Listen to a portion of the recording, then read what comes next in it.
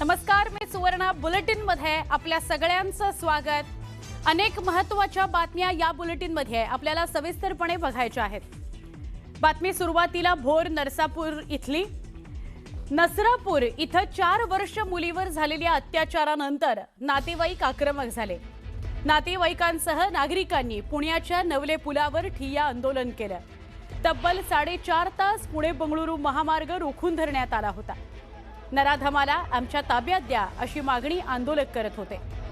दरम्यान पुण्याचे पोलीस आयुक्त अमितेश कुमार यांनी आंदोलनस्थळी दाखल होत आंदोलकांची समजूत काढली।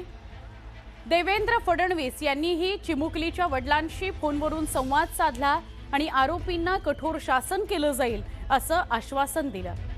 दरम्यान तब्बल 4.5 तासांच्या या आंदोलनानंतर पोलिसांनी आंदोलकांना पांगवत महामार्ग खुला केला।